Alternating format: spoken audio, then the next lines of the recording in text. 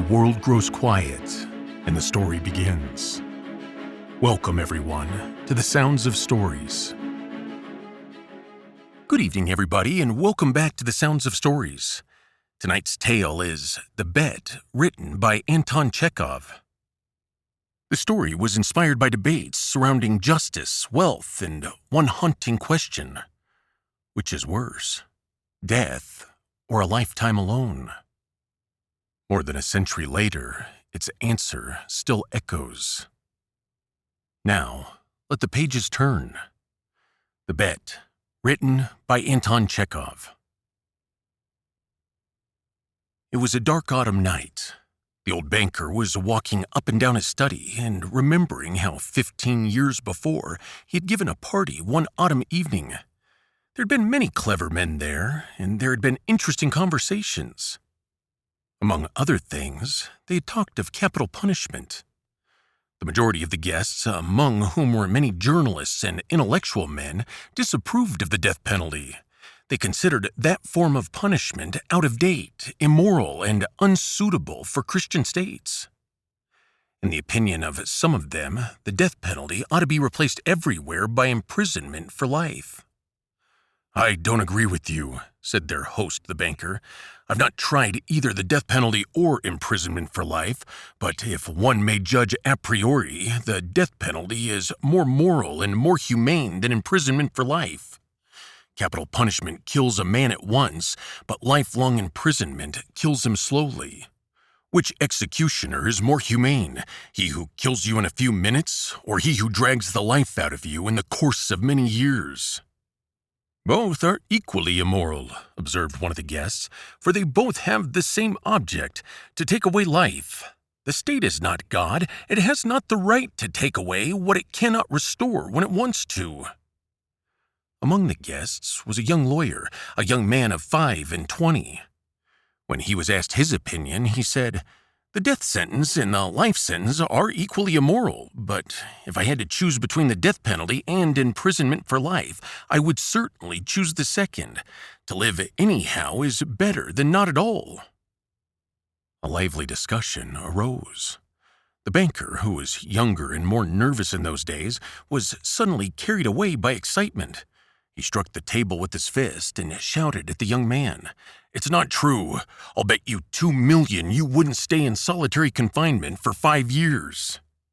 "If you mean that in earnest," said the young man, "I'll take the bet, but I would stay not 5, but 15 years. "15? Done!" cried the banker. "Gentlemen, I stake 2,000,000. "Agreed. You stake your millions, and I stake my freedom," said the young man. And this wild, senseless bet was carried out. The banker, spoilt and frivolous with millions beyond his reckoning, was delighted at the bet. At supper, he made fun of the young man and said, "Think better of it, young man, while there's still time. To me, 2,000,000 is a trifle, but you are losing 3 or 4 of the best years of your life. I say 3 or 4 because you won't stay longer. Don't forget either, you unhappy man, that voluntary confinement is a great deal harder to bear than compulsory. The thought that you have the right to step out in liberty at any moment will poison your whole existence in prison. I am sorry for you." And now the banker, walking to and fro, remembered all this and asked himself, "What was the object of that bet? What is the good of that man's losing 15 years of his life and my throwing away 2,000,000? Can it prove that the death penalty is better or worse than imprisonment for life? No. It was all nonsensical and meaningless. On my part, it was the caprice of a pampered man, and on his part, simple greed for money." Then he remembered what followed that event. It was decided that the young man should spend the years of his captivity under the strictest supervision in one of the lodges in the banker's garden. It was agreed that for 15 years he shouldn't be free to cross the threshold of the lodge, to see human beings, to hear the human voice, or to receive letters and newspapers. He was allowed to have a musical instrument and books, and was allowed to write letters, to drink wine, and to smoke. By the terms of the agreement, the only relations he could have with the outer world were by a little narrow window made purposefully for that object. He might have anything he wanted, books, music, wine, and so on, in any quantity he desired by writing an order, but could only receive them through the window. The agreement provided for every detail and every trifle that would make his imprisonment strictly solitary and bound the young man to stay there exactly 15 years, beginning from 12 o'clock of November 14th, 1870, and ending at 12 o'clock of November 14th, 1885. The slightest attempt on his part to break the conditions, if only 2 minutes before the end, released the banker from the obligation to pay him the $2 million. For the first year of his confinement, as far as one could judge from his brief notes, the prisoner suffered severely from loneliness and depression. The sounds of the piano could be heard continually day and night from his lodge. He refused wine and tobacco. Wine, he wrote, excites the desires, and desires are the worst foes of the prisoner. And besides, nothing could be more dreary than drinking good wine and seeing no one. And tobacco spoilt the air of his room. In the first year, the books he sent for were principally of a lighter character, novels with a complicated love plot, sensational and fantastic stories, and so on. In the second year, the piano was silent in the lodge, and the prisoner asked only for the classics. In the fifth year, music was audible again, and the prisoner asked for wine. Those who watched him through the windows said that all that year he spent doing nothing but eating and drinking and lying on his bed, frequently yawning and angrily talking to himself. He did not read books. Sometimes at night he would sit down to write. He would spend hours writing, and in the morning tear up all that he had written. More than once he could be heard crying. In the second half of the sixth year, the prisoner began zealously studying languages, philosophy, and history. He threw himself eagerly into these studies, so much so that the banker had enough to do to get him the books he ordered. In the course of 4 years, some 600 volumes were procured at his request. It was during this period that the banker received the following letter from the prisoner. "My dear jailer, I write you these lines in 6 languages. Show them to people who know the languages. Let them read them. If they find not one mistake, I implore you to fire a shot in the garden. That shot will show me that my efforts have not been thrown away. The geniuses of all ages and of all lands speak different languages, but the same flame burns in them all. Oh, if you only knew what unearthly happiness my soul feels now from being able to understand them." The prisoner's desire was fulfilled. The banker ordered 2 shots to be fired in the garden. Then, after the 10th year, the prisoner sat immovably at the table and read nothing but the gospel. It seemed strange to the banker that a man who in 4 years had mastered 600 learned volumes should waste nearly a year over one thin book easy of comprehension. Theology and histories of religion followed the Gospels. In the last 2 years of his confinement, the prisoner read an immense quantity of books quite indiscriminately. At one time he was busy with natural sciences, then he would ask for Byron or Shakespeare. There were notes in which he demanded at the same time books on chemistry and a manual of medicine and a novel and some treatise on philosophy or theology. His reading suggested a man swimming in the sea among the wreckage of his ship and trying to save his life by greedily clutching first at one spar and then at another. The old banker remembered all this and thought, "Tomorrow at 12 o'clock he will regain his freedom. By our agreement, I ought to pay him $2 million. If I do pay him, it's all over with me. I shall be utterly ruined." 15 years before, his millions had been beyond his reckoning. Now he was afraid to ask himself which were greater, his debts or his assets. Desperate gambling on the stock exchange, wild speculation, and the excitability which he could not get over even in advanced years had by degree led him to the decline of his fortune, and the proud, fearless, confident millionaire had become a banker of middling rank, trembling at every rise and fall in his investments. "Cursed bet," muttered the old man, clutching his head in despair. "Why didn't the man die? He's only 40 now. He'll take my last penny from me. He'll marry, will enjoy life, will gamble on the exchange, while I shall look at him with envy like a beggar and hear from him every day the same sentence. I'm indebted to you for the happiness of my life. Let me help you." No, it's too much.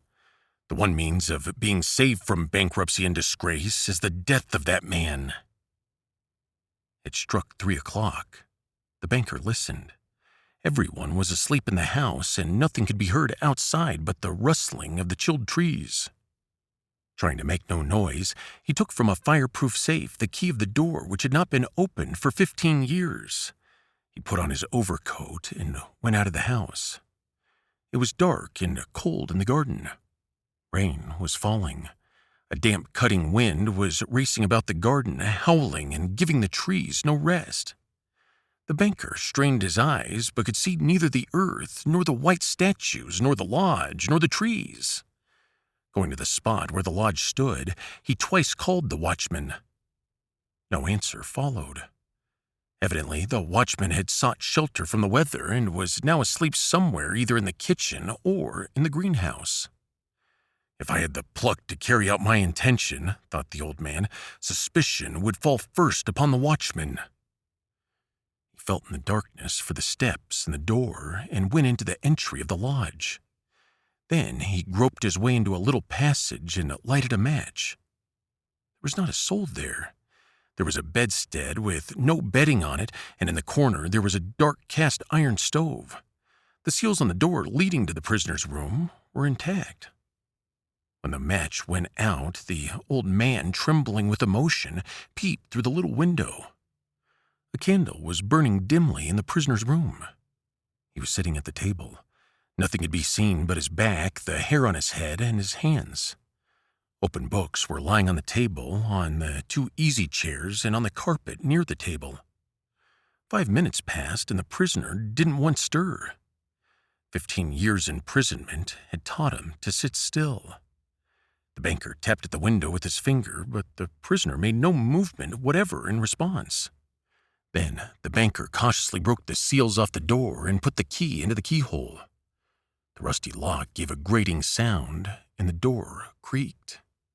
The banker expected to hear at once footsteps and a cry of astonishment, but 3 minutes passed, and it was as quiet as ever in the room. He made up his mind to go in. At the table, a man unlike ordinary people was sitting motionless. He was a skeleton with skin drawn tight over his bones, with long curls like a woman's and a shaggy beard. His face was yellow with an earthy tint in it. His cheeks were hollow, his back long and narrow, and the hand on which his shaggy head was propped was so thin and delicate that it was dreadful to look at. His hair was already streaked with silver, and seeing his emaciated, aged-looking face, no one would have believed that he was only 40. He was asleep. In front of his bowed head, there lay on the table a sheet of paper on which there was something written in fine writing. "Poor creature," thought the banker. "He's asleep and most likely dreaming of the millions.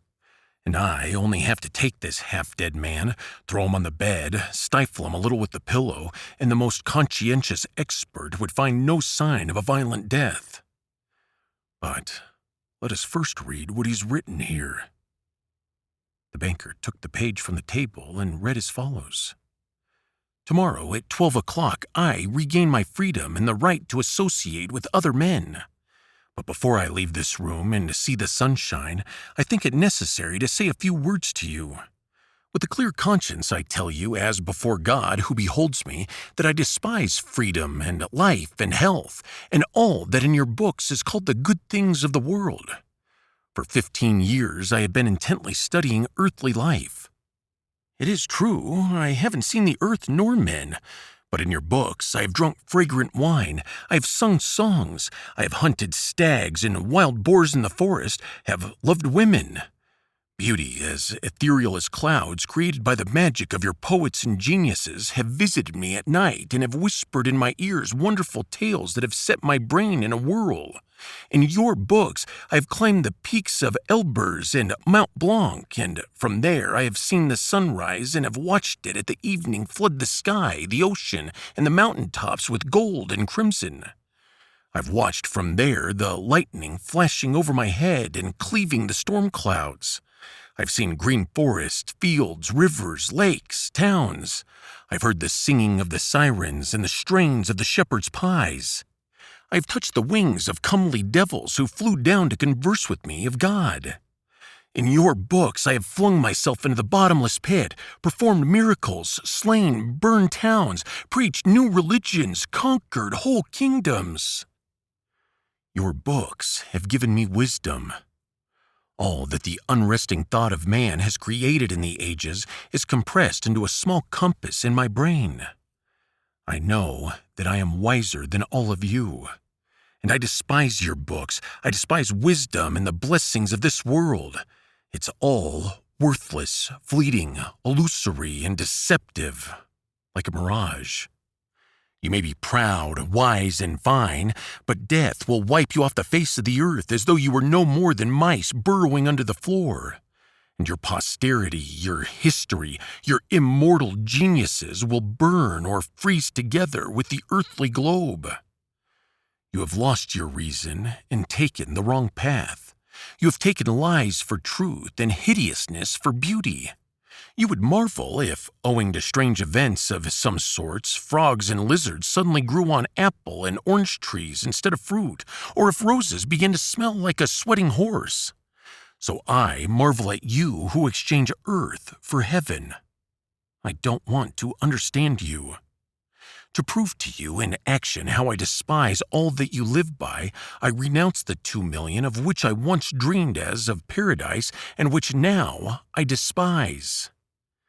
To deprive myself of the right to the money, I shall go out from here 5 hours before the time fixed, and so break the compact."